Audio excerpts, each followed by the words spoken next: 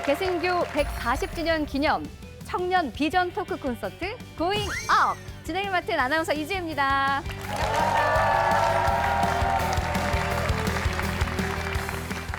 네, 1885년 부활절 오후 파란 눈의 선교사들이 인천 제물포항을 통해서 이곳 조선 땅에 발을 내디딘 지 어느새 140년이 지났습니다.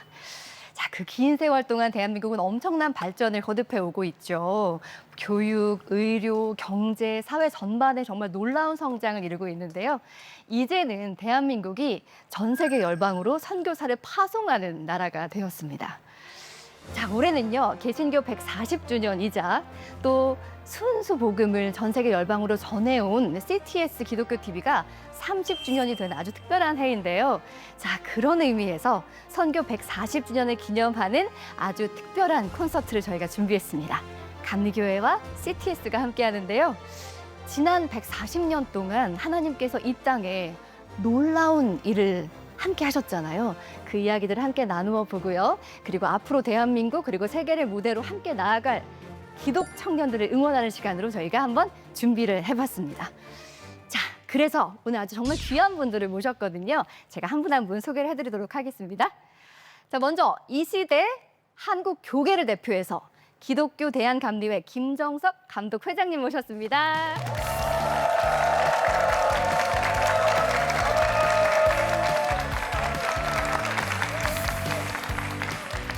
자, 그리고요, 뭐 대한민국에서 아마 이분 모르는 분은 아무도 없을 것 같아요.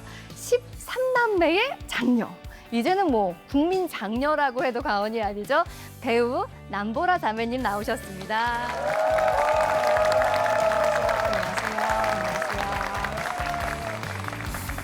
네, 그리고 아주 멋진 개그맨이면서 작은 교회와 함께하는 딜리버리 프로젝트 대표세요. 우리 방송인 이정계 집사님 반갑습니다. 안녕하세요.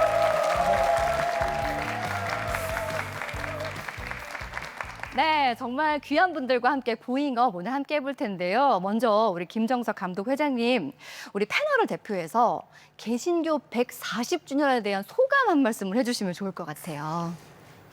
참 감격스럽고요. 네. 140년 전에 한국 땅, 조선 땅은 알려지지 않는 땅이었습니다. 아무도 알아주지도 않고 알려지지 않는 땅에 하나님의 특별한 은혜 가운데 2명의 외국인 선교사가 가장 어두웠던 시대에, 가장 절망했던 시대에, 그 미래가 보이지 않았던 시대에 복음을 전해주셔서 새로운 미래를 꿈꿀 수 있었고, 이 복음의 귀한 역사가 새롭게 많은 자들에게 다시금 전해져서 다시 한번 한국교회의 부흥을 꿈꿀 수 있는 그런 기회가 됐으면 좋겠다라는 것이 제 바람이고 또 저의 140주년을 맞이한 의미이기도 합니다. 네. 감사합니다. 저는 사실 오늘 이 시간을 준비하면서 공부를 열심히 했거든요. 근데 좀 깜짝 놀랐습니다. 140년 전에 아펜젤러 선교사님이 조선 땅에 첫 발을 내디딘 그 나이가 혹시 몇 살인지 알고 계세요? 27살. 와, 지금의 제가 한번 돌아보면 아우 애기다 하는 정말 열정과 에너지가 가득한 청년 시기거든요. 그래서 저희가 그런 의미에서 앞으로 새로운 100년을 이끌어갈 우리 청년들을 방청객으로 또 모셨습니다. 우리 서로에게 박수로 환영을 전해볼까요?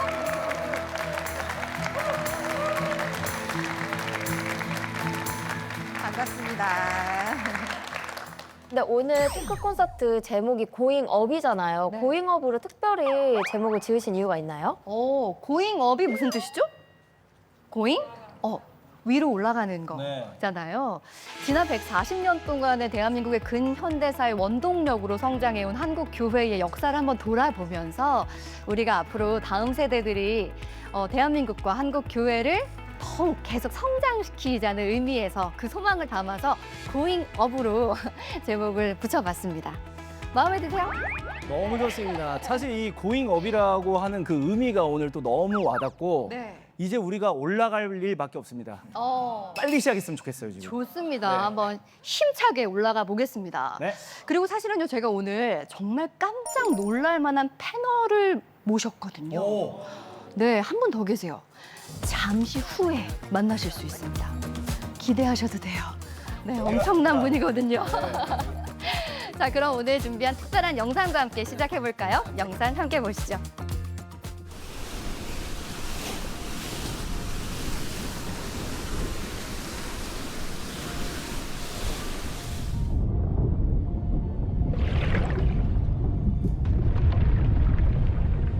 (1885년) 27세의 한 청년이 조선 땅을 밟았다. 그의 이름 아펜젤러. 낯선 땅, 낯선 언어, 낯선 문화. 하지만 캄캄한 조선을 밝히기 위해 그는 학교를 세우고 복음을 전하며 조선 젊은이들의 가슴에 꿈과 믿음을 심었습니다.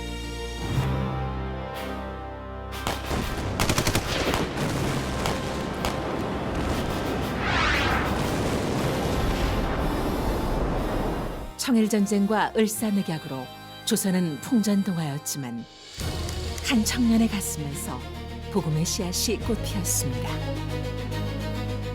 나라가 없으면 집도 몸도 있을 수 없소. 27세의 안창호, 민족의 새벽을 깨웠습니다.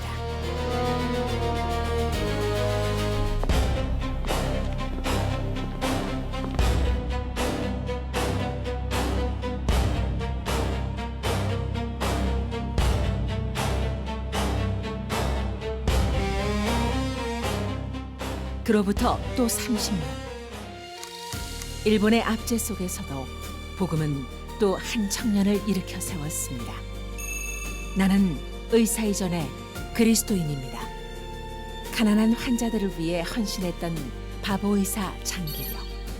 27세의 그는 고통의 자리에 사랑을 심었습니다.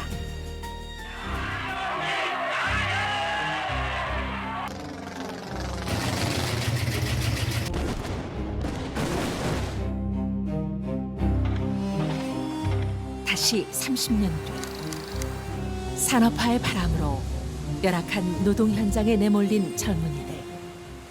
그들의 눈물을 품을 믿음의 여성이 준비되고 있었습니다. 고난받는 이들과 함께 춤추겠습니다. 27세의 조아순. 달월교회 목회를 통해 고단한 삶을 껴안은 그녀의 공감은 산업선교의 씨앗이 되었습니다.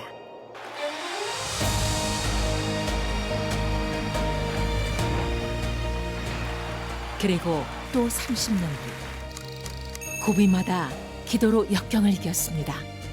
완도 농부의 아들에서 세계로 향한 최경주. 코리안 탱크로 불린 27세 청년의 수비는 복음이 담겨 있었습니다. 그는 스포츠로 한국인의 저력을 보여주며 우리의 가능성을 세계에 각인시켰습니다.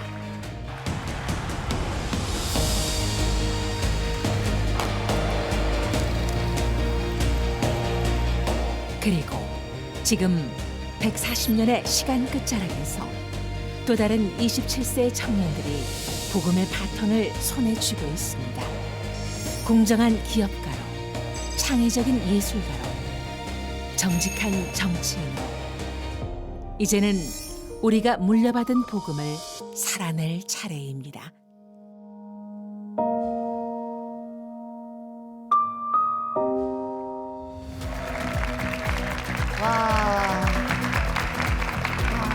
정말 가슴 아픈 역사긴 하지만 우리가 그 안에 희망으로 이어온 시간들에 대한 영상을 함께 봤습니다. 보다 보니까 27살이 뭔가 굉장히 특별한 의미가 있구나라는 생각을 하게 되면서 내가 27살 땐 대체 뭐 했었지라는 생각도 함께 하게 되는데요. 아펜젤러 선교사가 조선 땅에 발을 내디뎠을 때의 나이가 바로 27세.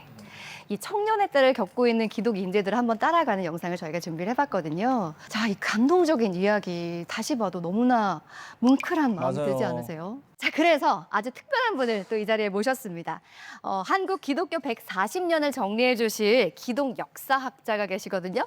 협성대학교 웨슬리 신학대학원 서영석 교수님을 모셔보겠습니다. 어서 오세요.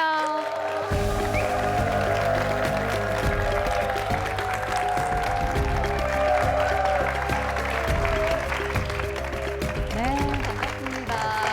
이지혜 아나운서 아나운서께서 네. 오늘 특별 게스트가 오신다고 그랬잖아요. 오. 그러면 박사님께서 오늘 교수님이 그 특별 게스트신가요? 자, 물론 우리 교수님도 아주 특별한 분이시지만 제가 말씀드린 특별한 게스트는요. 정말 깜짝 놀랄 만한 분이죠. 누구지? 네. 그런데 일단은 교수님 강의를 들어야 그분을 만날 수가 있습니다. 그래요? 자, 그럼 서영석 교수님의 기독 역사 특강 저도 잠시 학생의 자리로 가서 함께 청해 듣도록 하겠습니다. 박수 한번 보내주세요.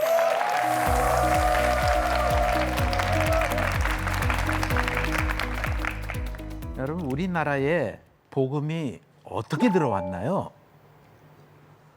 먼저 우리가 우리나라의 그 근대 역사를 우리 좀 살펴봐야 됩니다.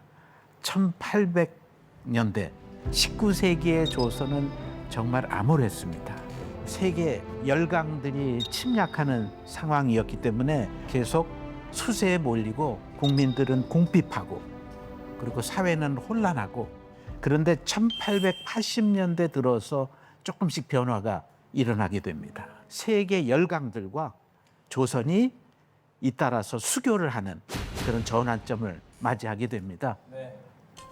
그리고 1882년 미국과 조약을 맺으면서 새로운 국면을 맞이하게 되는 겁니다. 이에 이제 미국에서 푸트라고 하는 공사를 우리나라에 이제 보내게 되고 정식 외교관으로 활동하는데, 이에 대한 답방으로 1883년에 특별사절단을 보내게 됩니다. 여기서 질문을 좀 하도록 하겠습니다. 혹시 그 사절단의 이름이 무엇인지 아시나요? 저요. 아시나요? 네. 그건 딱 봐도 그 조선 특별 사절단 아니겠습니까? 근데 그분들은 일본으로 가시잖아요. 그래요? 그 이름이 있긴 있었어요? 조선 통신사 얘기하시는 거 아니에요? 그런가요? 조선 통신사인가? 아니, 혹시 학생분들 중에는 아시는 분 없나요? 왠지 괜히 들어보신 난감한 적- 질문 하지 마세요. 약간 넘기는 느낌인데요. 네. 이거 답하는 분이 많지 않거든요. 알 것 같아요. 네네. 제가 얼핏 들었던 기억이 있는데 그게 이름이 특이했거든요. 네. 보빙사? 처음 듣는데? 보빙, 보빙은 아닌데. 예, 네. 보빙 사절단입니다. 보빙 사절단. 미국과 외교 관계를 맺으면서 우리도 답방의 차원으로 미국에 사절단을 보낸다고 해서 보빙 사절단, 미국에 파견하는 사절단이다. 그래서 겸미 사절단이라고도 일명 얘기를 하게 저분들이신가 됩니다. 봐요. 여러분들이 보시는 가운데 민영익을 단장으로 해서 조선이 근대화된 발전된 나라를 만들어야 되겠다는 생각으로 1883년 7월에 제물포항을 떠납니다. 드디어 9월 2일 날 샌프란시스코 항에 도착하고요. 대륙 횡단 열차를 타게 되는 겁니다. 그런데 여기서 운명적인 만남이 있게 됩니다. 기차 안에서요? 네, 어. 이 바로 열차 안에서 미국 감리교회 목사이기도 하고 볼티모어 대학을 창설한 가우처 박사라는 분을 만나게 돼요. 이게 아주 우연하지만 놀라운 만남인 거예요. 이 사절단이 올 당시에 뉴욕 타임즈 등 미국의 주요 언론들이 조선 사절단에 대한 소식을 연일 쏟아냅니다. 조선 사절단의 방문, 그리고 이들의 활약들이 조선 선교에 관심을 갖는 가우처 목사에게 포착될 수 있었던 겁니다. 근데 뭐 얼마나 튀었겠어요. 왜냐면은 그냥 한복 입고 갓 쓰고 있는 거잖아요. 그렇죠. 근데 우리 여기도 갓을 왜 갑자기 쓰고 계신 거예요? 일단 뭐라도 하고 싶어요, 지금. 네. 아니, 근데 제가 또 대학원에서 전공이 기독교 역사문화 아닙니까? 네네. 그래서 사실 이제 이 보빙사절단에 대한 어떤 또 이 설이 있냐면 네. 가우처 박사님이 이 보빙사절단을 만났을 때 두 가지를 놓고 하나님의 뜻이다라고 생각을 했어요. 어떤 두 무엇이냐? 바로 아까 보셨지만 갓을 다 쓰고 있잖아요. 네, 갓. 갓. 갓. 갓. 갓. 오 마이 갓. 오 마이 갓. 그 G.O.D. 갓. 이것은 바로 하나님이 네. 이 갓을 쓴 이 동방의 나라를 만나게 하신 이유가 있다. 또 두 번째, 조선이라는 이름이 잘 한번 생각해. 소선, chosen. 소선, 드라마도 있잖아요. 선택했다. chosen. 선택받은 자들. 하나님이 이 동방에 있는 이 작은 나라를 선택했다. 오. 그런 설 아닙니까? 정규님 피셜인 거죠? 와, 우리 정규 집사님 오마이갓. 진짜예요, 교수님? 참 재밌는 이야기인데요. 문서로 뭐 확인될 수 없는 얘기입니다. 무리를 일으켜 그런데 죄송합니다. 숨은 뜻이 있다고 봐요. 그거는 지금 얘기해 준 것처럼 열차 안에서 만남이 우연한 만남의 절대가 아니라 하나님의 특별한 계획이 있었다고 하는 것을 얘기해 주는 그런 좋은 비유의 이야기라고 볼 수 있을 것 같습니다. 나름. 가우처는 보빙 사절단을 만난 후에 큰 흥미를 느껴서 볼티모어에 있는 자기 집으로 이들을 초대합니다.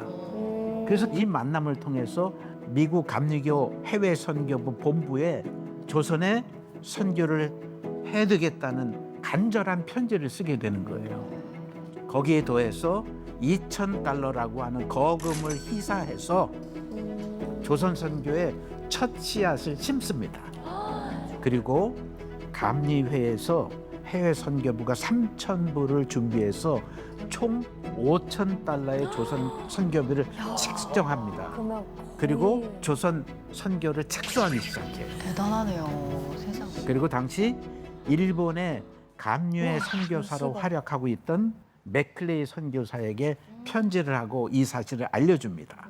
당신이 좀 조선에 들어가서 네. 조선 선교 상황도 알아보고 어떻게 될 수 있는지에 대해서 가능성을 탐문하고 오라고 하는 긴한 요청도 하게 되는 거예요. 그래요? 네. 맥클레이 목사님도 대단하신 분입니다. 1847년부터 24년 동안 그 힘든 중국에서 선교사로 활약하신 분입니다. 동아시아의 대표적인 선교사고 노련하고 경험이 많은 그런 분이셨습니다. 그리고 더 놀라운 거는 이 소식을 듣기 전 벌써 오래전부터 중국에서 한국 선교에 대한 관심을 갖고 기도해왔던 인물입니다. 그러시구나. 근데 이분은 정말 한국을 알고 계셨겠어요. 왜냐면은 중국과 일본에서 활동을 했으니까 그쵸. 조선의 존재를 아셨을 텐데 역시 하나님은 너무 놀라운 것 같아요. 그 기도의 씨앗이 그냥 떨어지는 법이 없는 거죠. 맞아요. 1884년 6월 말에 맥클레이 박사 부부가 드디어 우리나라에 들어오게 됩니다. 그래서 서한, 다시 말하면 조선의 사업 계획서를 준비해서 그것을 고종 국왕에게 전달하려고 했어요. 이야. 그때 마침 국왕이 제일 신이 많은 젊은 관료가 있었는데 네. 바로 개화파의 거두라고 말할 수 있는 김옥균이라는 사람이 있었거든요. 일본에서 영어도 배우고 여러 선진 문물을 배웠던 적이 있는데 그때 맥클레이 박사 부부와 교분이 있었고요. 미국의 좋은 인식을 가지고 있었던 겁니다. 그러니까 고종에게 어떤 서한을 전달하려고 하는 그런 모습을 보고 기꺼이 도와주게 됩니다. 그리고 놀라운 일이 생기게 되는데 교육과 의료 사업은 미국인들이 들어와서 해도 된다고 하는 국왕의 선교 윤호다. 뭐 이렇게 얘기하거든요. 공식적으로 이제 미국인들 선교사들이 들어와서 우리나라에서 활동할 수 있는 근거를 만들게 되는 거예요. 그리고요 여기에 더해서 더욱 더 기독교가 호감을 받게 되는 사건이 생기게 됩니다. 이게 1884년에 이루어진 일인데 네. 갑신정변이라는 사건이에요. 3일 천하. 역사 시간에 진짜 많이 들었죠. 근데 이게 기독교랑 연관이 있는지는 오늘 처음 듣거든요. 김옥균, 뭐 서재필, 박영효 같은 개화파 인물들이 새로운 개화 정권을 만들려고 했던 시도가 바로 갑신정변이에요. 근데 이때 보수파의 거두라고 말할 수 있는 아까도 잠깐 얘기했던 민영긴이라는 분이 네. 자객의 습격을 맞아서 목숨이 위중하게 됩니다. 네. 이때 미국 공사관에 공의로 있던 알렌 의사가 민영익을 손봐서 얼마 되지 않아서 죽을 것 같은 사람을 완전히 살려냅니다. 와. 이건 바로 서양 의술의 덕분인 거예요. 와, 그렇죠. 알렌은 국왕의 주치의가 되고요. 네. 국왕은 여기에서 그치는 것이 아니라 조선에서 이 땅에서 서양식 병원을 할 수 있도록 조치를 해주는 거예요. 야. 이게 광해원이야. 아하. 근데 강해요. 이제 얼마 안 돼서 이름을 제중원이라고 제중원. 바꿨죠. 그렇죠. 드라마에서도 많이 맞죠. 나오잖아요. 맞아요. 배경으로 많이 되기도 하고. 그게 지금의 세브란스 병원의 모태가 되기도 한 맞습니다. 병원이죠. 맞습니다. 뭐야? 저 이 정도요. 우리 그 선교사님들의 각자의 그 달란트를 통해서 또 이게 또 길이 열린 것 같은데, 근데 교수님 저 지금 너무 궁금한 게 사실 이제 이 우리 언더우드 선교사님이랑 네. 아펜젤로 선교사님 이야기도 좀 듣고 싶은데 이분들 언제 들어오시나요? 아, 그러게. 아직 아직 안 오셨죠? 언급만 하시고. 지금 태어난 나신 거죠? 예. 이제 비로소 드디어 오십니다. 아 드디어 오시네요. 사진 먼저 보실까요? 네. 네.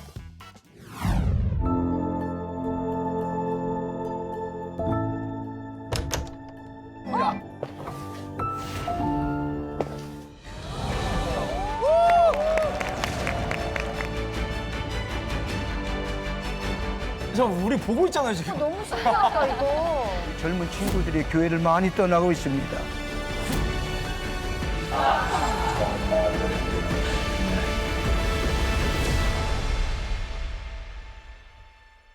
이제 비로소 드디어 오십니다. 아 드디어 오시네요. 사진 먼저 보실까요? 네. 뭐죠? 갑자기 선교사님이. 갑자기 돌을 왜? 오셨어. 오셔가지고 저희도 어디 놀러 가면 누구누구 왔다감 이렇게 적잖아요. 네. 여기에 이제 적으신 거죠. 성함이 있는 거야. 이 사진을 좀 설명하면 실내입니다. 실내예요. 현재 실내 사진을 찍은 거예요. 이 기념탑 교회에 있는 이 절벽 바위는 1885년 4월 5일 오후 3시에 선교사들이 첫 발을 내딘 바위로 추정이 돼요. 아 그렇구나. 아펜셀러 하면 여러분들이 생각나는 거, 기억이 나는 거 있으면 좀 한번 얘기해 보실까요? 학교 그렇죠. 네. 있잖아요. 배제학당. 배제학당. 오, 뒤에서 지금 딱 바로 말씀해 주셨어요. 배제학당. 개제학당. 네, 맞습니다. 아펜셀러는 교육 선교사로 임명을 받아서 1885년 벌써 8월 달에 학생을 받아서 학생들 가르쳤고요. 정식으로는 1886년 6월 달부터 영어 교실을 열기 시작합니다. 근데 이 영어 교실이 처음에는 많이 어려웠어요. 선교 학교 가는 게 이게 되냐? 그래서 학생들이 그만두는 경우도 있었는데 네. 영어 학교를 나와서 출세한다고 하는 소문 때문에 갑자기 많은 학생들이 몰려들게 됩니다. 드디어 1887년 5월 21일 날 고종 왕이 아펜셀러에게 배제학당이라는 학교명을 하사합니다. 오. 하사하신 거구나. 예. 고종이지. 이 배제라고 하는 말은 인재를 양성하라. 인재를 양성한다는 말 아닙니까? 조선에서 서양식 근대학교를 임금이 왕이 인정해주는 특별한 어떤 표시라고 볼 수가 있겠죠. 그래서 여기서 수많은 인재를 양성해서 한국 근대화의 기둥과 같은 인물들을 양성하기 시작하는 겁니다. 제가 배제학당 출신이신 인물들을 좀 조사를 해봤어요. 그래요? 네. 일단 주시경 선생님, 김소월 선생님, 여운영 선생님들 정말 여기 학당 출신이신 분들이 정말 많으시고 진짜 인재를 배출한 학교. 네. 그 나오셔서도 정말 활발한 활동 많이 하셨더라고요. 배제학당을 세우신 아펜셀러 목사님은 1인 다역을 하신 분입니다. 전도 사역을 최선을 다해서 하신 분이거든요. 정부에서 말려도 지방 전도 여행을 다니면서 선교에 대한 비전을 단념하지 않으셨어요. 그리고 교회 설립자로도 유명합니다. 감리교 최초의 조직교회를 만드셨죠. 정동제일교회. 그 외에 많은 교회를 개척하시고 한국 감리교회를 대표하는 관리자로서 역할을, 그리고 문서 편집자, 성서 번역자, 산문 출판사를 만들어서 기독교 문화를 보급하는 문화사역자, 그리고 애국 활동을 했던 애국운동가 등등 상당한 많은 일들을 아펜셀러 목사님이 초기 선교 사역에 펼치시는 거예요. 우리 입장에선 정말 보석 같은 분이라고 할 수가 있는데 이런 분이 좀 오래 활동하셨으면 좋았을 텐데 제가 듣기로는 44살에 돌아가셨다고 들었거든요.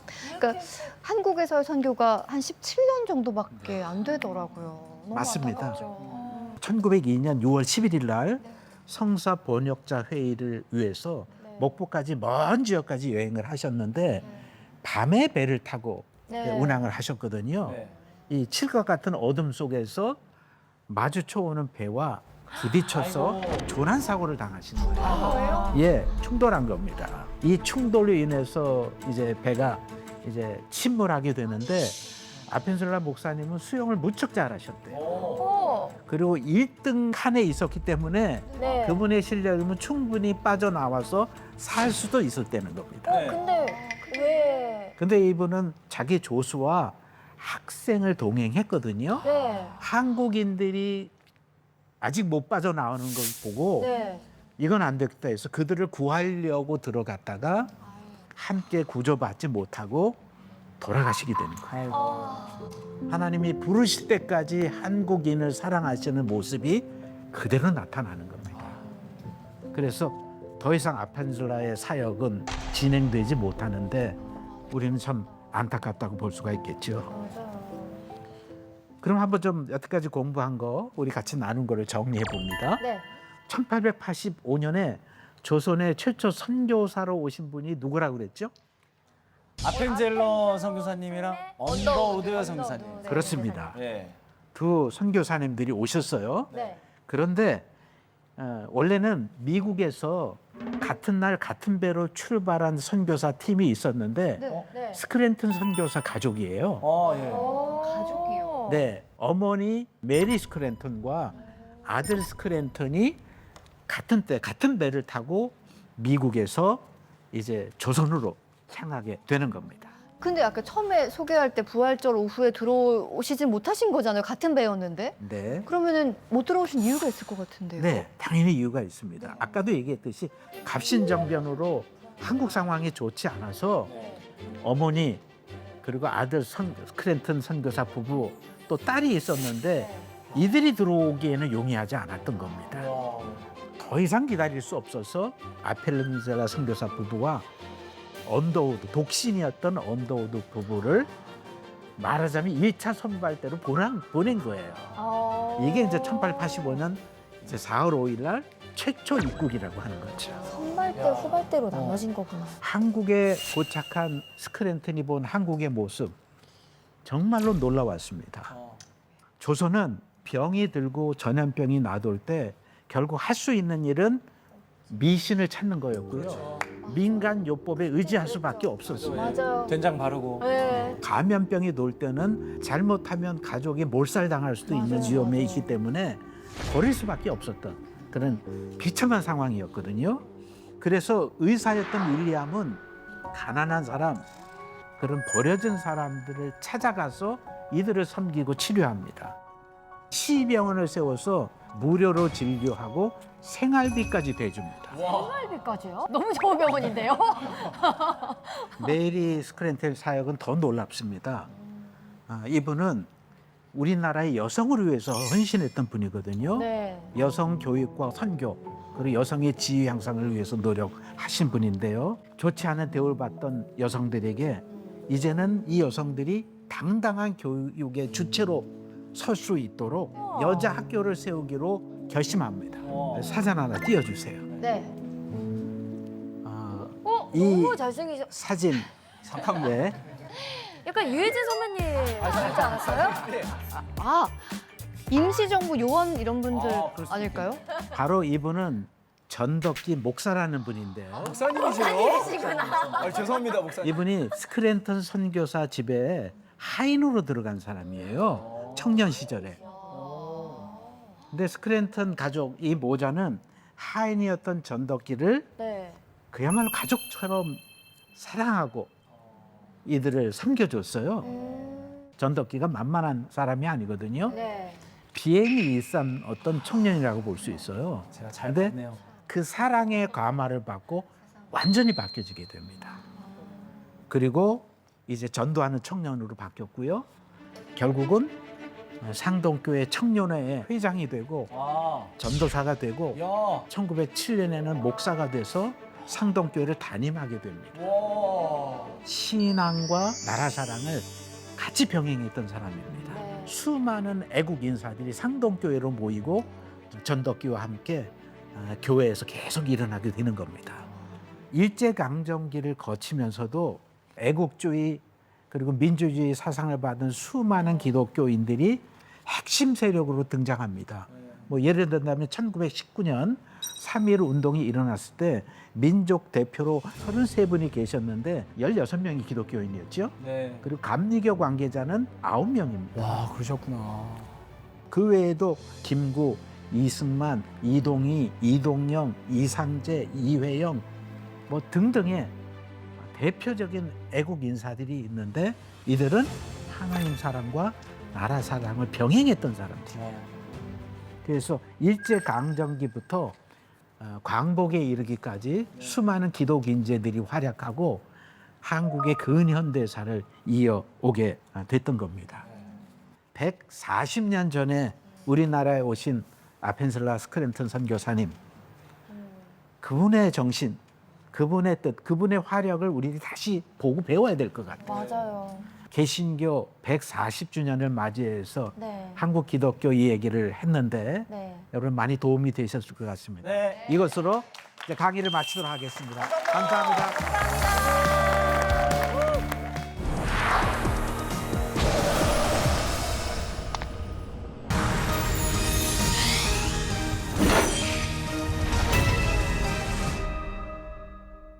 야, 우리 개신교의 140년 역사 이야기를 들었는데 이게 개신교 이야기가 아니라 우리나라 근현대사에 없을 수가 없는, 저 빼뜨릴 수 없는 역사였구나라는 생각을 하게 되면서 굉장히 뭉클해졌습니다. 자, 기독교 정말 많은 인재들이 이 땅에 씨앗이 됐고 밑거름이 됐구나라는 생각을 했는데요. 네. 이렇게 지난 140년 동안 한국교회가 하나님의 은혜로 성장을 하면서 이제는 세계 복음화에도 크게 쓰임을 받고 있잖아요. 그런데 우리가 놓칠 수 없는 거, 한 가지 꼭 풀어야 할 여러 가지 또 숙제들이 있습니다. 그래서 저희가 준비한 영상이 있거든요. 영상 함께 보시고 이야기 이어가겠습니다. 어디 가서 교회 다닌다고 말 못해요. 온라인으로만 나오고 있어요. 2023년 진행된 기독청년 인식조사에서 과반이 넘는 55.9%의 응답자들이 교회를 떠나고자 했거나 혹은 떠났던 것으로 나타났습니다. 또한 한국 기독 청년 4명 중 1명은 더 이상 교회에 나가지 않는 것으로 조사됐습니다. 왜 그들은 교회를 떠나고 있는 걸까요? 사실 제가 교회에 오게 된 게 알바도 해야 되고 뭐 이것저것 하면서 막 되게 바쁜 세상에 치이느라 조금 뭐 위로가 된다고 해서 그래서 왔던 건데 교회에 와서도 사실 똑같더라고요. 현실에 대한 약간 아픔이나 슬픔 같은 게 있는데 그런 거를 교회에서는 약간 다 괜찮다고만 해버리고 교회에 있다 보면 시간도 너무 많이 써야 되고 해야 할 것도 많고 시키는 것도 많아서 진짜 일상생활에서도 뒤처지는 부분도 느껴지고 남들은 스펙 쌓고 잘 나가는 것 같은데 저만 뒤처지는 것 같고 뭔가 시간이 아깝다는 생각이 들 때가 많아요. 코로나 이후로 교회 안 나간 지 오래된 것 같아요. 교회를 안 나가고 온라인으로 드리고 하다 보니까 굳이 가야 될 필요도 못 느끼고 요즘 인터넷으로 성경 공부도 되고 예배도 드릴 수 있는데 굳이 나가야 되는 이유를 모르겠어서 안 나가고 있어요. 한국교회 부흥의 시대가 지나고 다음 세대에 복음을 전달하는 일에 한국교회가 어려움을 겪으면서 주일학교가 사라지고 청년들이 교회를 떠나는 일은 비단 어제 오늘의 일이 아닙니다.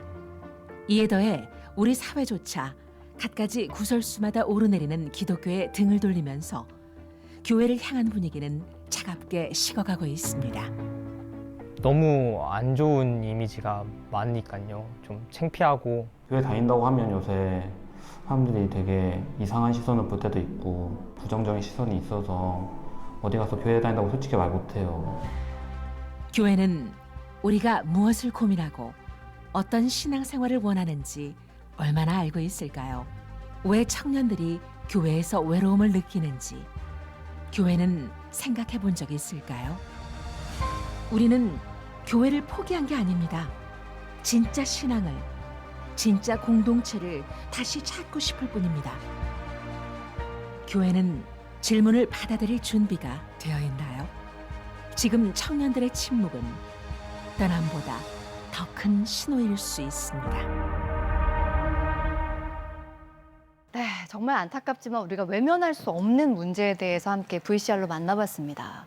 자, 남보라 자매님, 이 시대를 굉장히 열심히 살아가고 있는 청년들에게 이 기독교가 좀 불편함을 주고 있다라는 게 너무 마음이 아프거든요. 네.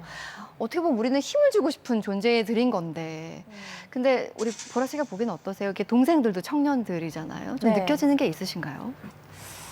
그렇죠. 안타깝죠. 사실은 그렇죠. 이렇게 부정적인 인식을 갖게 된 점이 좀 많이 안타깝긴 하죠. 지금까지 사실 이제 우리가 근현대사의 물줄기라고까지 이야기할 정도로 굉장히 우리 선교사님들의 사역을 보면서 막 놀라고 박수치고 막 이랬잖아요. 감동받고. 네, 감동받고. 그런데 방금 전에 영상을 보다가 한 단어가 딱 꽂혔는데 창피하다. 교회 다니는 게 창피하다. 아, 우리가 어떻게 하다가 이렇게 됐을까. 근데 그게 어찌 보면 우리 믿는 사람들이 어찌 보면 그 선교사님들의 그 마음과 정신을 혹은 좀 더 나가서 예수님의 그 마음과 정신을 우리가 잘 살아내지 못한 것 아닐까 하면서 좀 오히려 제가 좀 죄송한 마음이 좀 드네요. 그러게요. 열심히 선교사님들이 뿌린 씨앗들이 열매 맺고 있는가를 생각하면 부끄러운 마음이 들기도 하는데요. 우리 김정석 감독 회장님, 시대가 너무 빠르게 변하는 것 같아요. 우리 청년들이 이렇게 느끼는 이유가 뭘까요? 우리가 140년 전에 우리 개신교회의 어떤 선교의 역사를 보면서 그때나 지금이나 청년들이 갖는 고민은 다름이 없다, 같다. 하나는 뭐냐면 절망하는 거예요. 지금의 시대의 모습을 보면서 철저하게 절망하는 겁니다. 또 미래의 꿈을 꿀 수가 없죠. 또 하나 있다고 한다면 조선 말기에 가졌던 신분 사회가 갖는 지금의 말하면 금수저, 흑수저. 그러게요. 그때의 상황이나 지금이나 상황이나 140년이 지난 지금에도 여전히 젊은이들이 갖는 것은 미래에 대한 고민, 또 직업에 대한 고민, 그리고 내가 가졌던 비전과 꿈을 어떻게 이루어갈 것인가에 대한 꿈, 고민, 그리고 사회가 갖고 있는 신분의 어떤 나름대로의 것들. 140년 전이나 지금이나 우리 젊은이들이 갖는 고민은 같다고 생각을 합니다. 왜요? 젊기 때문에. 젊기 때문에 하는 고민이다라는 거에 희망 한 스푼을 얹어보면서 이쯤에서 우리가 만나야 될 분이 있죠. 제가 아주 특별한 손님을 모셨어요. 드디어 나오나요? 드디어 나오시나요? 기대하시라고 네. 말씀을 드렸는데, 자, 개신교 140주년 기념 청년 비전 토크 콘서트 고잉 업, 오늘 특별 게스트를 박수로 모셔보겠습니다.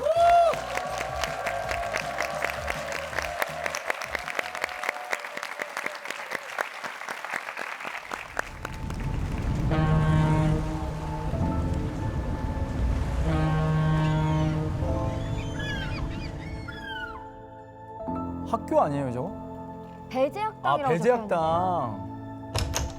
드디어 오시나 보다.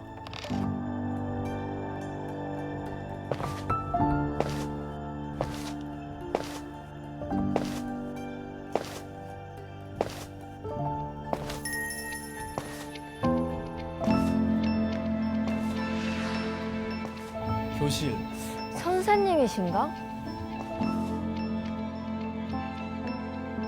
와. 와. 와. 아니, 우리 아까 뒤에서 봤던 우리 아펜젤로 선교사님 아니에요? 맞죠? 아까 저희가 강의 중에 봤잖아요. 네. 맞죠?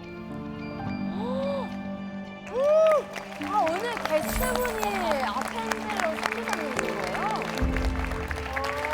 여러분 놀라셨죠? 제가 오늘 기대하시라고 말씀드렸는데 저희가 네. 깜짝 게스트로 모신 분이 바로 140년 전에 이 땅에 처음으로 복음의 씨앗을 뿌린 감리교회 최초 선교사 아펜젤로 선교사십니다.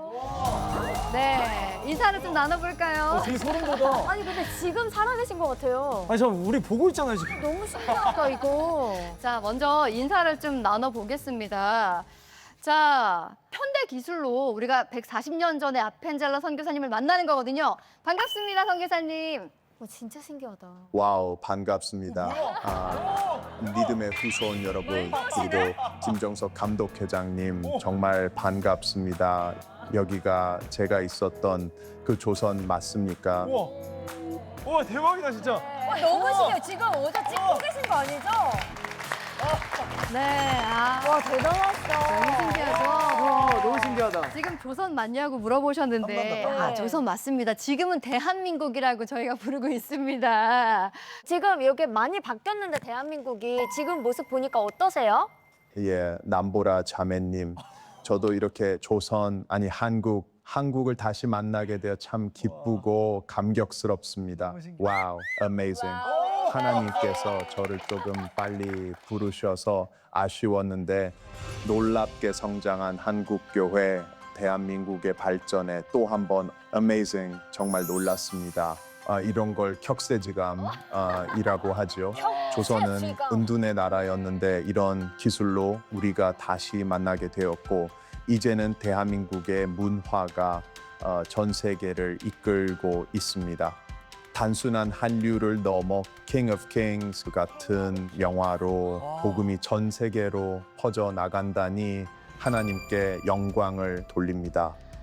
얼마 전에 개봉한 영화도 아시고. 그러네, 진짜. 아니, 되게 방금 잘 근데 알고 계시네요. 격세지감이라고 하셨는데 그런 말도 알고 계신데 아니 격세지감이야. 한국어 실력이 굉장하신데요?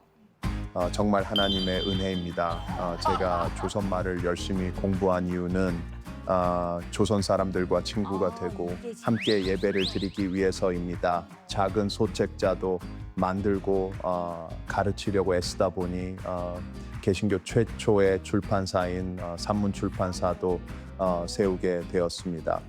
출판사 세우셨. 아니 진짜로 앞에 계시는 것 같아가지고. 말씀하시네. 어. 네, 이게 그러니까. 진짜 네. 너무 진짜 같아요. 아니 진짜로 너무 막 아까 격세지감 하는데 진짜 너무 소름 돋았고 하여튼간 성교사님 저희 방금 전에 우리 교수님 통해 가지고 산문출판사 이야기는 들었어요.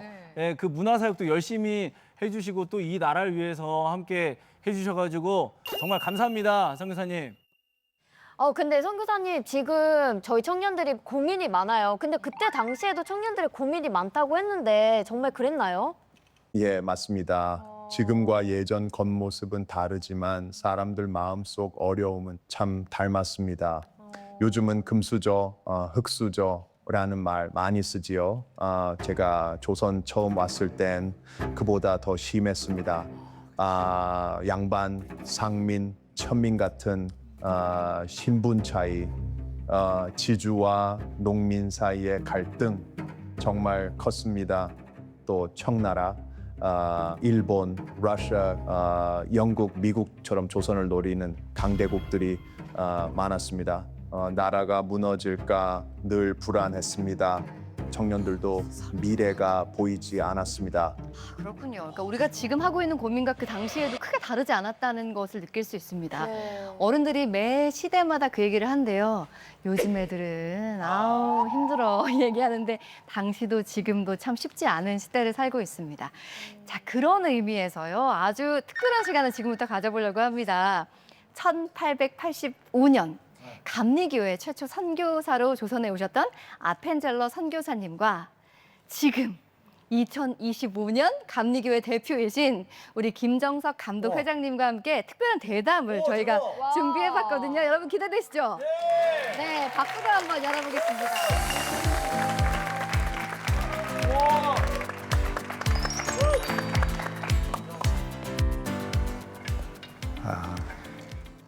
선교사님 정말 기술이 발전해 우리가 이렇게 선교사님과 대화할 수 있어서 와우, 어메이징입니다. 선교사님께서 처음으로 이 조선반대에 오셔서 복음을 전하시고 놀랍게 성장한 한국교회, 그런데 영상을 보셨듯이 우리 젊은 친구들이 교회를 많이 떠나고 있습니다. 참 마음이 아프고 가슴이 아픈 일인데 선교사님 어떻게 생각하시는지요?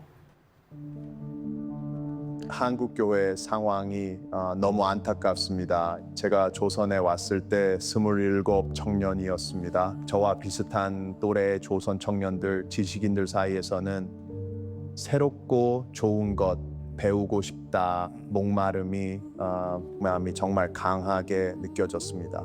그래서 같이 만나고 서양 문물도 나누고 글을 가르치고 복음도 전했습니다.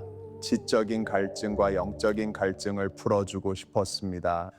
하지만 그보다 더 먼저 한 것은 그들의 이야기를 듣는 것이었습니다. 이게 가족 이야기, 마음의 아픔, 그 모든 걸 마음 다해 들으려 했습니다. 그리고 그 옆에 있어 주었습니다. 그러니까 그들이 조금씩 돌아오기 시작했습니다.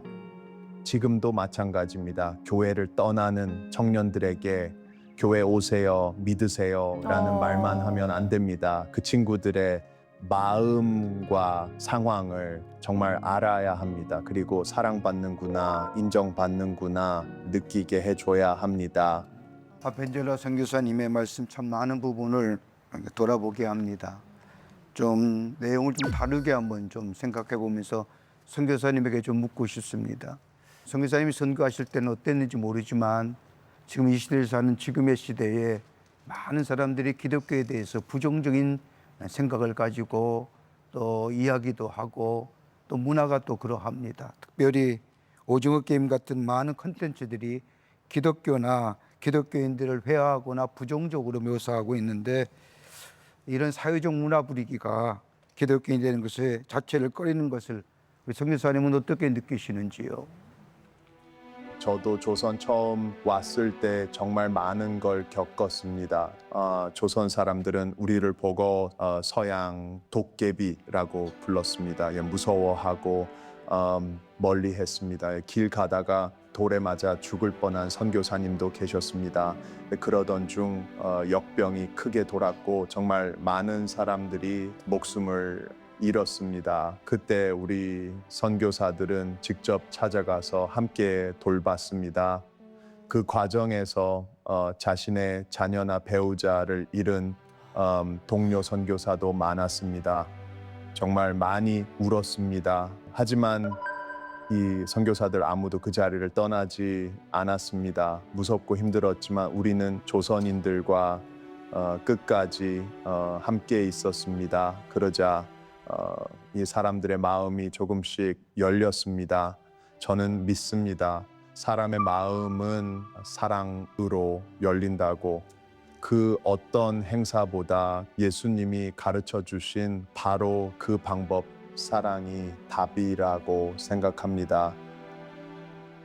귀한 말씀 감사합니다. 그런데 지금의 시대는 참 소통의 시대인데 선교사님이 140년 전에 조선 땅에 왔을 때에 조선 사람들하고 어떻게 소통을 하셨는지요? 지금도 젊은이들과 기성세대가 소통하기가 참 어렵습니다. 그런데 선교사님이 처음에 조선 땅에 왔을 때에 어떻게 조선인들에게 다가가셨는지 말씀 좀 해주십시오. 제가 처음 조선에 왔을 때 김치가 너무 매웠습니다. 마늘과 된장 냄새도 힘들었습니다. 하지만 저는 조선 사람들과 함께 밥을 먹고 이야기를 나누며 친구가 되었습니다. 그 아주 작은 것부터 조선 사람들과 하나 되려고 노력했습니다. 원래 상류층이나 외국인들은 가마를 타고 다녔지만 저는 나중에 말 타고 선교했습니다. 생활에서도 사역에서도 조선 사람들과 마음 하나 되기 위해 조금씩 가까이 다가갔습니다. 자, 이제 하나 보여드리고 싶습니다. 화면 띄워주실 수 있습니까? 아니 화면 띄워달라는 말은 이거 저희 방송쟁이들만 아는 말인데 벌써 방송부를 많이 드셨나요? 그러면은 화면을 빨리 띄워서 우리도 봐야 되니까 네, 화면 좀 띄워주시죠. 네.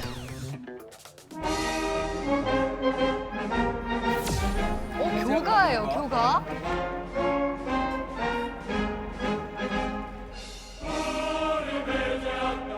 갑자기 배제학당 교가가? 교가예요? 저 이 노래 들어봤는데?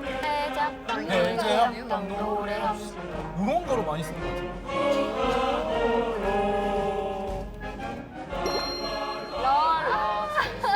실수분바? 아 교가인데 이거 교가 맞죠?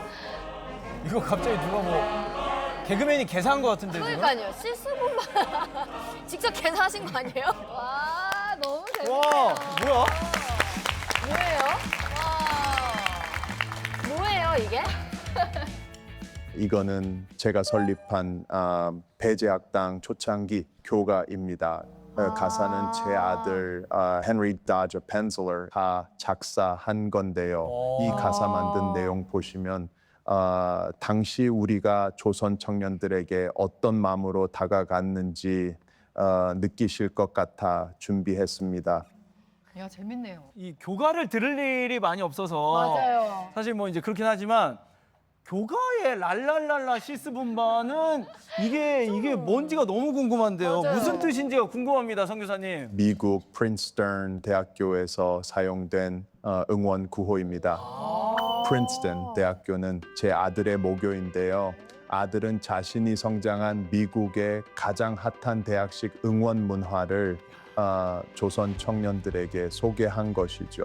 시스 폭죽이 날아가는 소리, 붐 폭죽이 터지는 소리, 그리고 바 사람들의 함성을 표현한 것입니다. 그 셋을 붙이면 시스 붐바라는 재미있는 표현이 탄생했습니다. 그리고 또 하나 특히 발음에서 라라라라가 아닌 남성답고 강인하게 라라라라로 외쳤습니다. 이거 각자 좀 해보셔야 돼요. 어떻게 보면 그 당시 MG가 만든 거네요. 그렇죠. 그죠? 가장 핫한 거를 또 강조하시잖아요, 지금. 그리고 이제 시스랑 붐이랑 바가 합쳐지니까 또 합성어예요. 재밌어요. 그리고 네. 세스분바. 그러니까 아니 이거는 이 조선 청년들도 굉장히 좋아했을 것 같습니다. 그 교가 꽤 인기가 많았습니다. 배제학당 초창기 학생들뿐 아니라 그 뒤에 생긴 다른 학교들 학생들조차 자기 학교 교가보다 우리 교가를 더 좋아했답니다. 지금 말로 하면 당시의 K-pop 같은 존재였던 거죠. 트렌디한 감성으로 청년들의 마음을 사로잡았다고 할 수 있죠. 그러니까.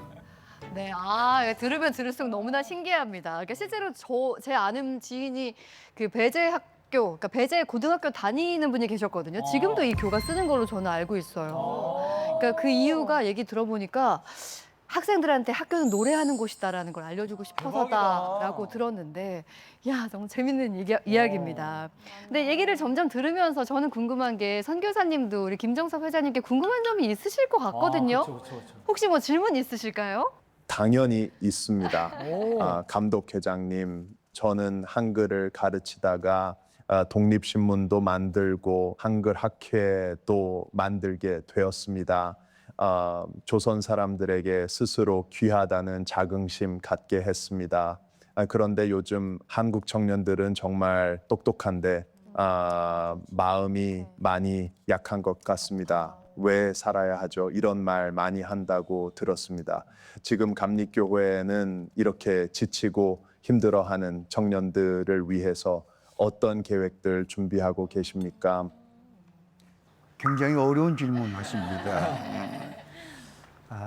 지금 사는 젊은이들이 갖고 있는 가장 큰 문제는 미래에 대한 자신의 꿈과 비전을 펼칠 수 없다는 거죠. 환경이, 또 문화가, 또 경제 여건들이 어떻게 하면 교회가 이들에게 비전을 제시해주고 저들의 꿈을 이뤄갈 수 있는 것일 수 있을까? 얼마 전에 우리 감리교회가 성령왕국 청년대회대 아시아라고 하는 대회를 열었을 때에 무려 청년이 한 8천여 명이 함께 모여서 찬송하고 말씀을 들고 기도했던 귀한 경험들이 있습니다. 이런 기독교의 문화의 장이 점점점 사라져 가는데 교회들이 문화의 정을 만들어서 함께 모여서 함께 찬송하며 우리 같이 함께 이 시대를 사는 젊은 그리스도인들이 있다는 사실, 그리고 함께 더불어서 하나님의 꿈을 이루어간다고 하는 새로운 어떤 다짐들, 그리고 서로 격려하는 자리, 그런 귀한 분위기들이 우리만 공유하는 것이 아니라 다른 사람에게 전하여지게 될 때에 함께 더불어 하나님 나라를 꿈꾸며 동행하며 나가지 않을까? 지금 시대에 맞는 젊은 문화의 공동체의 일들을 만들어줌으로써 함께 더불어 이 시대를 넘어서서 하나님의 신 꿈들을 이루가게 하는 것이 지금 시대에 필요하지 않을까 생각하게 됩니다. 할렐루야. 청년들 마음 살리는 교회 꼭 그렇게 되길 진심으로 소망합니다. 질문 하나 더 드려도 될까요? Absolutely.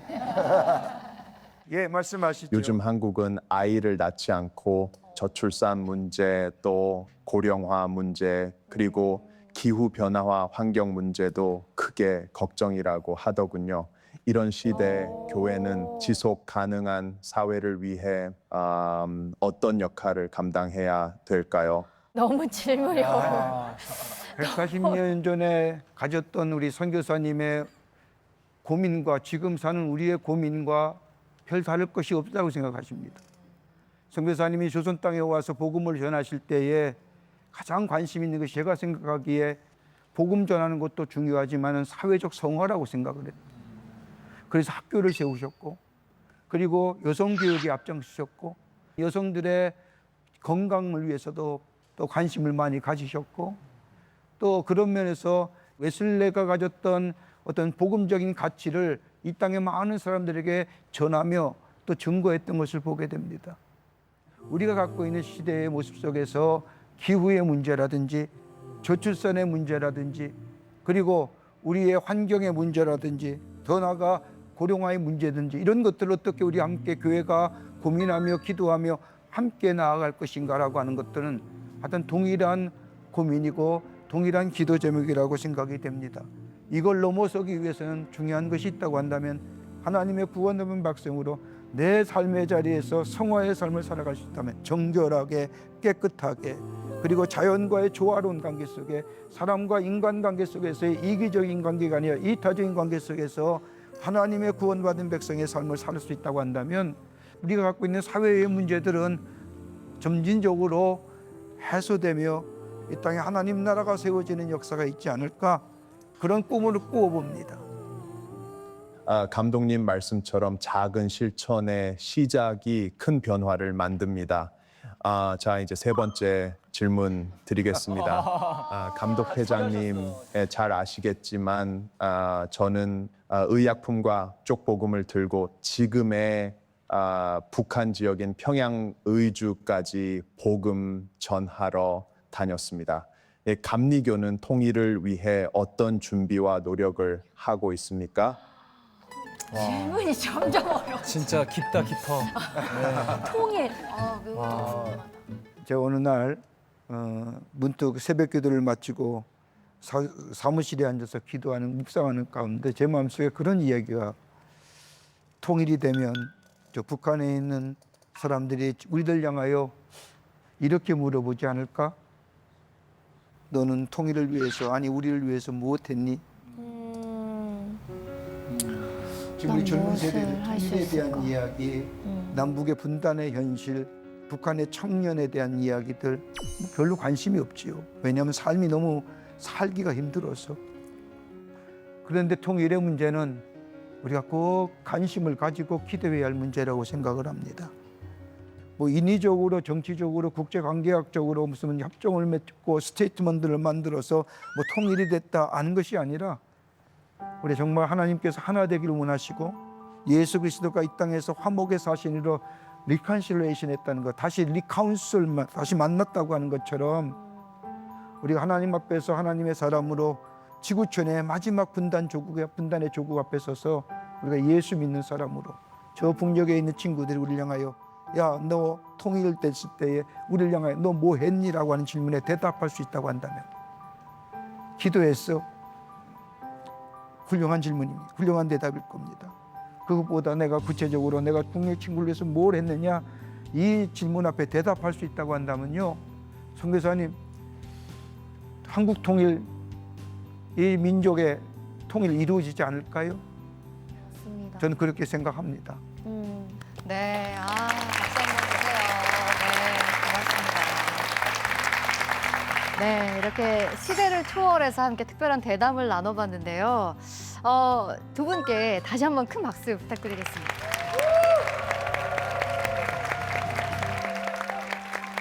네, 근데 우리가 이렇게 쉽지 않은 기회잖아요. 우리 패널분들도 질문 있으실 것 같은데 우리 선교사님께 질문 한마디 해주세요. 네, 저 질문 하나 있는데 이제 저희가 뭐 강의 때도 여러 선교사님도 만나 뵙고 또 이렇게 아펜젤러 선교사님을 직접 만나 뵙게 돼서 너무 반가운데 요즘 SNS에서 경쟁이 너무 심하잖아요. SNS 사진 보면은 SNS 아실까? 요즘 인스타그램이라는 게 있는데요. 거기서 보면 뭐 사진에서 다 잘 사는 것 같고 다 잘하는 것 같고 경쟁 사회도 너무 심한데 선교사님 계셨을 때도 정말 전설적인 선교사님과 함께 사역을 하셨잖아요. 선교사님도 혹시 그런 질투심이나 뭐 경쟁에서 오는 뭐 그런 좀 그런 마음이 있으셨는지 궁금합니다. 너무 예리한 질문입니다. No, never 하면 너무 노잼이죠. 그 당시에도 언더우드 선교사님, 스크랜턴 선교사님, 그리고 배제학당에서는 노블 선교사님과 동역했습니다. 물론 선교사님들 중에는 조금 어려운 분들도 있었습니다. 하지만 모든 사역은 하나님이 하시는 일이기에 우리는 교단을 초월해 서로 도왔습니다.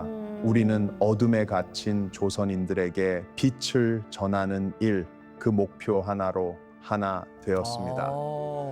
함께하면 힘이 모아지고 시너지가 생깁니다. 시너지.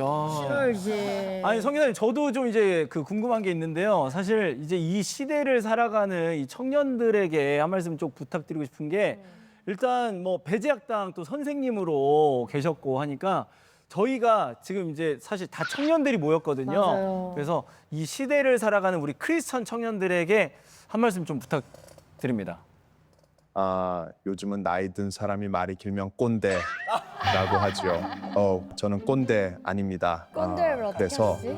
아주 간단히 세 가지만 말씀드리겠습니다. 세 첫째, 가지. 청년 여러분, 지금 당장 완벽하지 않아도 순종은 시작할 수 있습니다. 저도 27살 때 이곳에 왔습니다. 조선말 잘 못했고 가진 것도 없었습니다. 여러분처럼 평범한 청년이었습니다. 그런데 하나님께서 가라 하셨고 저는 부족했지만 순종했습니다. 그리고 그 순종의 길 위에서 하나씩 배우며 준비되었고 조금씩 자랐습니다. 그러니까 완벽하지 않아도 도전해라. 메시지가 또 와닿는데 두 번째는 그럼 뭔가요? 둘째, 청년 여러분 너무 결과를 계산하지 마세요. 오늘 할 수 있는 일에 충실하십시오. 저는 교과서를 만들고 또 학생을 가르치고 길거리를 걸으며 기도했습니다. 그 일이 작아 보여도 하나님께 맡기고 하루하루 최선을 다했습니다. 그리고 마지막 셋째, 청년 여러분 불편하다고 자리를 떠나지 마십시오. 부르심이 있다면 그곳에 머무르십시오. 그 자리에 열매 맺게 하십니다. 아멘. 열매가 맺힐 시간이 필요함을 기억하십시오. 아멘. 아멘. 너무 귀한 말씀을 이렇게 주셨습니다. 근데 제가 이렇게 쭉 보니까요. 여기 계신 청년분들 중에서도 쉽게 뵙는 분이 아니니까 질문을 좀 많이 갖고 계시다는 눈빛을 저한테 보여주고 계시거든요. 우리 아펜젤러 선교사님께도 좋고 우리 김정석 감독 회장님께도 질문 있으신 분들 있으면 한번 질문을 받아볼까 합니다. 자, 질문 있으신 분? 네, 저기 아유 귀여운 우리 청년분이 계십니다. 네, 안녕하세요. 저는 음악을 전공하고 있는 27살 청년 김현진입니다. 27살. 와. 오셨던 나이잖아요. 선교사님이 딱 가셨던 나이잖아요. 저는 아펜젤러 선교사님께 질문을 준비해봤습니다. 일단 너무 귀한 말씀들이어서 저에게 너무 유익한 말씀들이기 때문에 감사드리고 싶고요. 저희 청년들은 사실 요즘 사명이나 소명보다는 먹고 사는 문제, 소위 말해서 먹사니즘이 너무나도 중요하다 보니까 맞아. 뭐 좋은 대학, 좋은 스펙, 그리고 좋은 직장이 너무 중요해서 어느 순간 신앙생활이 시간 낭비처럼 느껴질 때도 있는 것 같습니다. 성공을 추구하는 사회이다 보니까 저 또한 입시 스트레스를 되게 심하게 겪었었는데요. 배제학당을 세우시고 이 땅에 근대 교육을 씨 뿌린 분으로서 오늘날의 한국 교육에 대해서 어떻게 생각하시나요? 요즘 교육 현실을 보면 마음이 많이 아픕니다. 처음 배제학당을 찾았던 학생들 생각납니다. 오로지 목표가 벼슬자리였어요. 하지만 그 당시에도 저는 우리 그렇구나. 학생들이 단순한 통역관이 아니라 교양인이 되길 바랐습니다. 그래서 서양의 과학과 문학, 음악, 체육도 가르쳤습니다. 동시에 한국인의 정체성 잃지 않도록 고전 과목도 반드시 공부하게 했습니다. 저는 그 친구들이 하나님 안에 생각하고 말씀을 살아내는 사람 되기를 바랐습니다. 그래서 사회적 불이나 부조리 같은 문제에 침묵하지 않도록 이끌었습니다. 누구든지 크고자 하는 자는 너희를 섬기는 자가 되라. 이 마태복음 말씀을 교훈으로 학생들 가르쳤어요. 공부 중요합니다. 하지만 공부가 신앙을 밀어내면 길을 잃을 수 있습니다. 늘 하나님 뜻 구하고 삶의 방향 찾아야 합니다. 귀한 말씀입니다. 섬기는 자가 진짜. 되어라. 맞아요. 라는 말씀인데. 아유, 질문 감사드립니다. 자, 또 다른 질문 있으신 분들 한번 손 들어볼까요? 이쪽 네, 예, 질문. 자기소개부터 부탁드릴게요.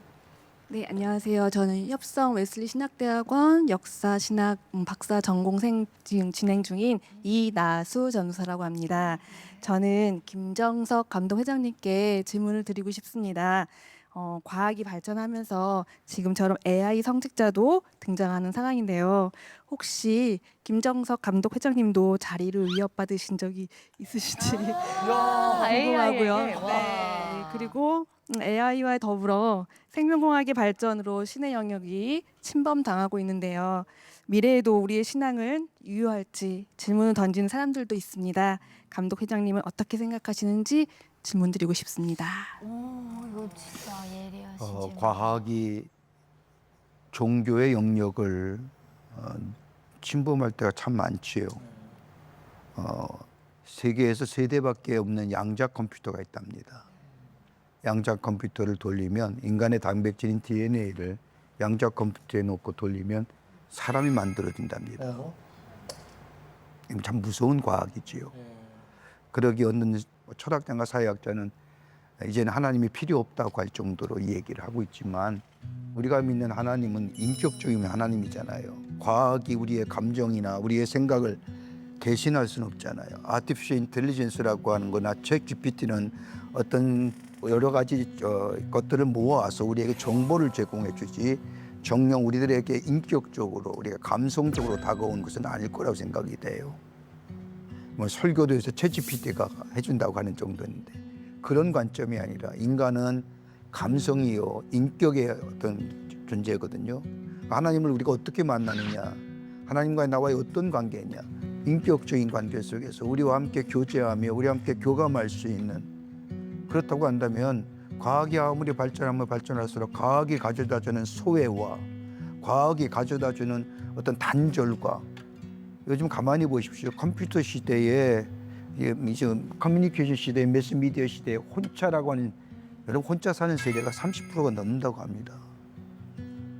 근데 많은 대화를 하고 있지만 우리가 뭐 여러 가지 많은 뭐 질문과 대화 속에 컴퓨터의 미디어 속에 다 하지만 그것이 딱 닫혀진 경우는 홀로 된 존재로서 누구 하나 만날 수도 없고 얘기할 수도 없고 대화할 수 없는 상태. 여러분 만약에 갖고 있는 핸드폰의 배터리가 아웃됐다고 하십시다. 그럼 여러분 정녕 누구랑 같이 얘기할 수 있을까요? 누구를 만날 수 있을까요? 여러분 가상 공간 속에서 우리가 만나는 사람들은 다 내 친구 같고 나를 지지하는 자 같았지만 배터리가 없었을 때에 정녕 내와 공감할 수 있고 나와 함께 고민할 수 있고 나와 함께 만날 수 있는 존재는 얼마나 될까요? 아마 아무도 없을 겁니다.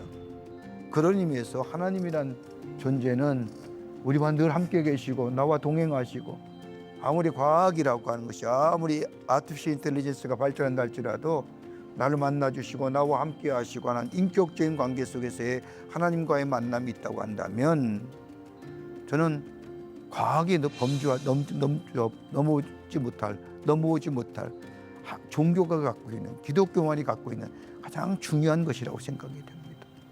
저는 그런 의미에서 교회가 있어야 되고 복음이 전해되고 하나님이 널리 증거되어야 되고 하나님을 만나는 사람들이 많을 때에 이 시대의 정령 화해의 시대가 되죠. 화목의 시대가 되지 않을까. 그런 의미에서 복음을 전할 사명이 여기서 있다고 생각을 합니다. 답이 됐는지 모르겠습니다.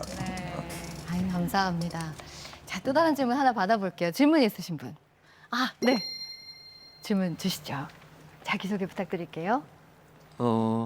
안녕하세요. 저는 지금 감리교 신학대학교 대학원에서 석사과정 밟고 있는 27살 이세현이라고 합니다.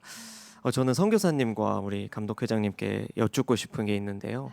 만약에 청년 시절이 다시 허락된다면 20살의 그 시절로 다시 돌아가실 수 있다면 어떤 삶을 살고 싶으신지 여쭤보고 싶습니다. 야, 궁금하네요. 성교사님 먼저. 젊음, 청년, 이 말만 들어도 가슴이 뜁니다. 왜냐하면 젊음은 하나님을 위해 모험할 수 있는 가장 귀한 시간입니다. 저는 젊었기 때문에 떠날 수 있었어요. 감당할 수 있었고 또 쓰임 받았습니다. 청년의 시간은 가장 위대한 헌신이 될 수 있습니다. 그리고 마지막으로 꼭 말씀드리고 싶은 것이 있습니다.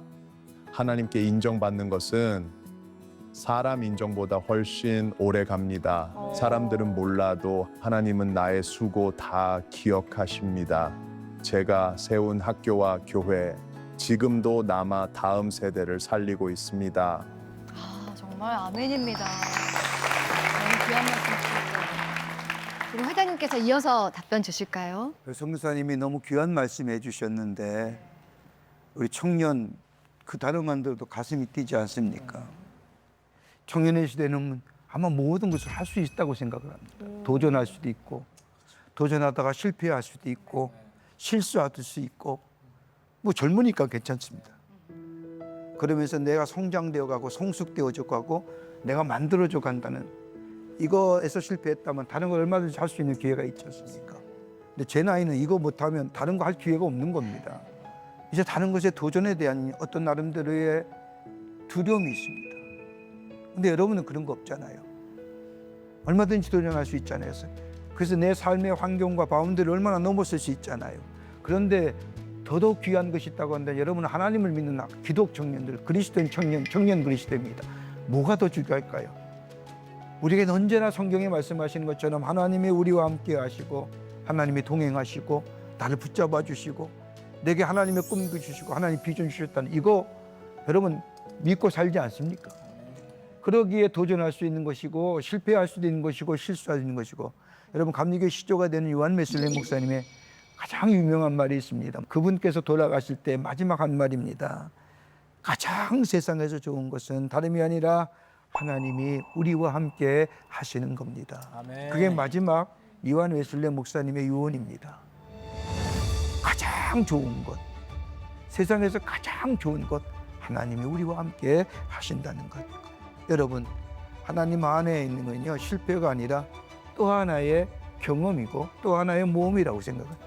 실패는 fail 한다고 하는 것은 우리에게 심리적으로 우리 감정적으로 상함을 갖다 주지만 또 하나의 opportunity, 또 하나의 기회라고 생각할 수 있다고 한다면 얼마든지 이기지 않을까요? 기독 청년들이 하나님을 믿고 하나님 안에 사는 여러분들이 이런 믿음의 모습을 가지고 아펜젤러 목사님께서도 말씀하셨지 않습니까? 젊은 가슴 뛰게 한다고. 여러분만 봐도 우리가 가슴 뛰는 존재들입니다, 여러분들은. 그렇다고 한다면 여러분의 꿈을 이루기 위해서 그것도 하나님 안에서 주님과 함께 여러분의 꿈들을 이루어 가시는 그런 우리 젊은 청년들, 우리 기독 청년들이 됐으면 좋겠습니다. 사회자님, 마무리 전에 김정석 감독님께 질문 하나 드려도 괜찮을까요? 뭐 당연하죠. 네. 질문 주시죠. 예, 말씀하시죠. 김정석 감독회장님, 저는 조선에 와서 제일 먼저 학교 세웠습니다. 믿음을 가진 유능한 인재를 키우고 싶었습니다. 이제 140년이 지났습니다.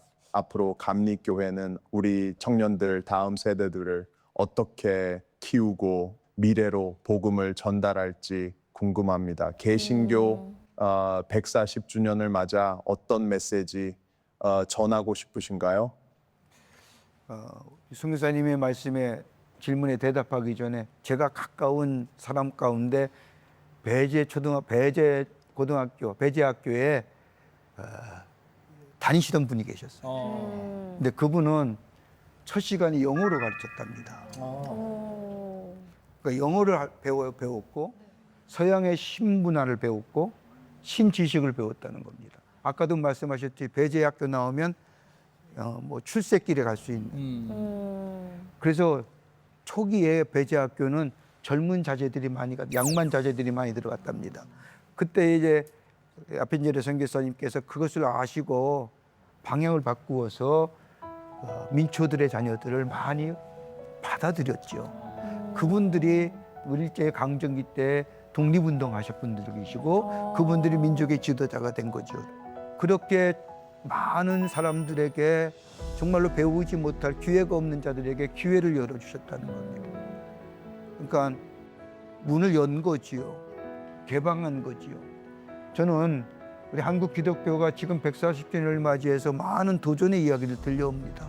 세속주의며 물질주의며 또 시대의 흐름 속에서 철학의 사조며 저는 이럴 때일수록 우리가 스스로 우리의 안에서 문을 닫는 게 아니라 우리 세상을 품는 그리고 품을 뿐만 아니라 저들에게 그 복음을 전하며 그 사랑이 날 변화시키고 그 복음이 날 새롭게 하고 하나님이신 나와 함께 하신다는 그 믿음이 나로 하여금 이렇게 자라게 하고 성장했다고 하는 것에 어떤 프루프, 증명함으로써의 기독교로서의 어떤 대범함 그런 것들이 있어지면 이 세상을 향하여 어떤 좋은 어떤 이야기 또 기쁜 이야기 와 봐라 하는 거지. 여러분 가만 보세요. 지금 포스트 모더니즘에서의 가장 중요한 것이 두 가지 가치가 있죠. 하나는 상대성이잖아요. 절대성을 부정하는 것. 두 번째는 경험의 가치입니다. 근데 우리 기독교만큼 경험적인 체험적인 종교가 어디 있어요? 우리가 찬송가 하듯이 이것이 나의 간증이요 이것이 나의 체험이요라고 고백하는 것처럼 나의 변화된 모습을 와봐라. 경험된 예수 그리스도를 경험된 삶의 모습이 여러분 지금처럼 복음 전하기 쉬운 일이 세대가 어디 있을까요? 우리의 믿음만 확실하다고 한다면 저는 그래서 우리가 다시 한번 선교 140주년을 맞이해서 우리 아펜젤러 선교사님과 언더우드 선교사님이 전했던 그 복음의 가치 구원 예수 이름 외에는 구원받을 만한 이름이 없다. 그리고 사회적 성화 그리고 어렵고 힘든 이들을 위하여 긍휼을 베푸는 사회적 공의 그로 인하여 이것이 이루어질 때에 사회에 저스티스 평화가 이루어지는 정의가 이루어지는 이게 우리 아펜젤러 선교사님이 140년에 이 땅에 남기셨던 선교적 유산이라고 생각이 됩니다.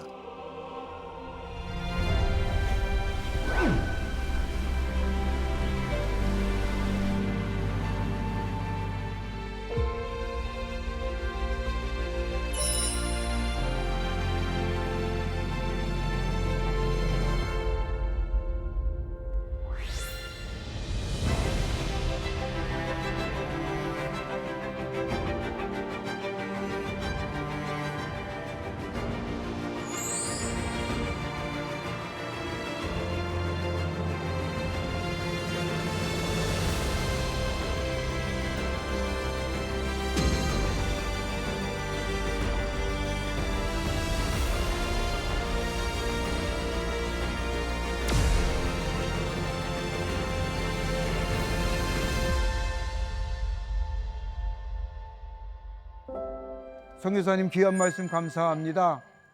선교사님 천국에서 봬요.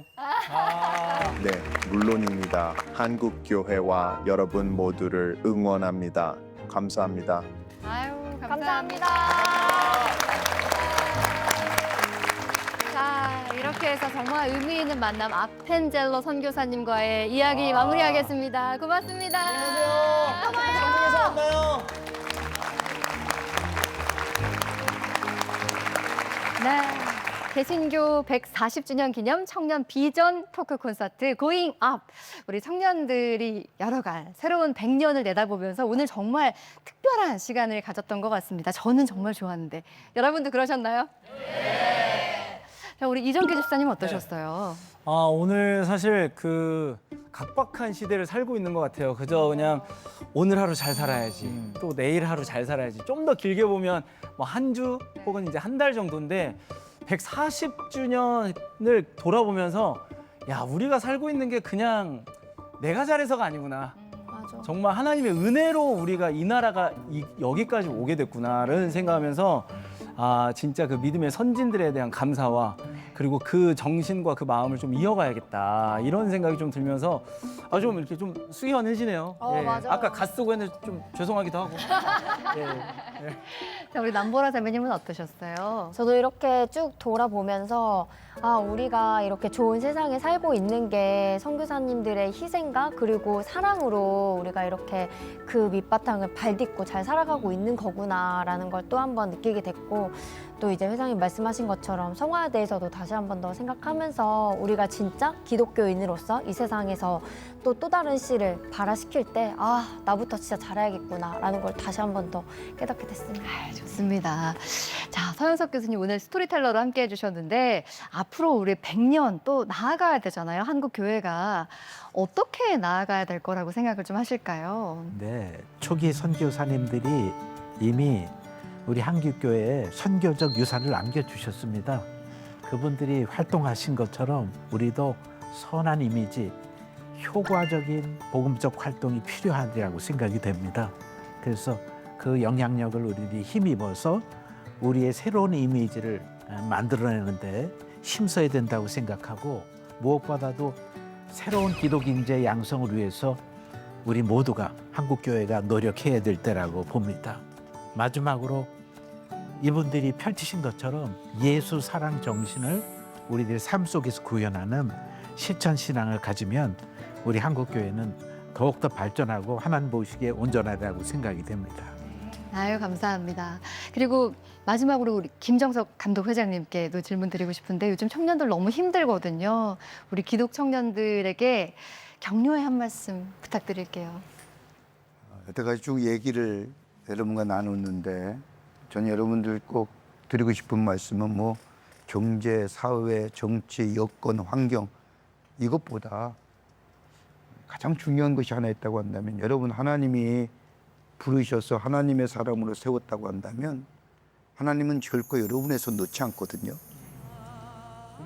그러니까 내가 하나님의 손 놓는 경우는 있어도 우리 하나님은 여러분의 손 결코 놓지 않아요. 그러니까 여러분 결코 혼자가 아니라는 겁니다. 하나님이 늘 함께 하시고 하나님이 불러주시고, 이사야서에 나오는 말씀은 내가 너를 지명하여 불렀나니까 지명했다는 것은 꼭 집어서 이렇게 부르셨다는 거거든요. 내가 너를 지명하이니 너는 내 것이라. 여러분 하나님의 사람입니다. 하나님의 사람. 여러분 하나님의 이름만 들어도 감격스럽지 않습니까? 근데 나를 하나님의 사람으로 삼아 주셨다는 것은 아까도 내가 발음이 잘 안 돼서 그랬죠. 어메이징한 거. 여러분 결코 혼자 아니십니다. 하나님이 함께 하시고 어느 자리에 있든지 어느 곳에 있든지 또 어느 일을 하든지 주님이 함께 하심을 잊지 마십시오. 하나님의 함께 하심을 늘 생각하며 하나님과 동행하셔서 하나님 안에서 여러분의 꿈들을 이루어 가시는 그런 귀한 여러분들 되시기를 부탁드립니다. 네.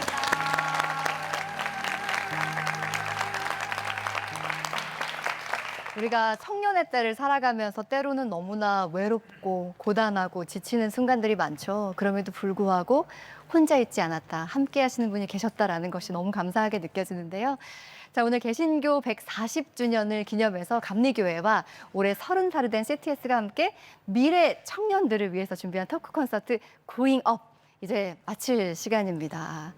이 시간을 통해서 우리에게 정말 소중한 음성들 많이 들려주셨잖아요. 그걸 놓치지 않고 주님이 주신 사명의 길을 함께 나아가면서 우리가 더욱더 세상을 변화시킬 수 있는 씨앗이 되었으면 좋겠다는 생각이 들었습니다. 우리 김정석 감독 회장님을 비롯해서 함께해 주신 패널 여러분, 그리고 우리 청년 여러분 진심으로 감사드리면서 자, 마지막은요. 다 함께 우리가 구호를 외치면서 마무리 해볼까 합니다. 제가 한국 교회여 복음 안에라고 외치면 Going up 하면서 마무리를 해보겠습니다. 준비되셨죠? 네. 좋습니다. 한국 교회여 복음 안에 Going up. 네, 감사합니다.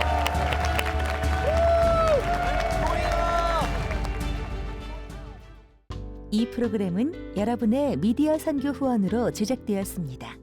선교는 사명, 후원은 동역. 당신도 복음을 전할 수 있습니다. 선교 후원 02-6333-1003번.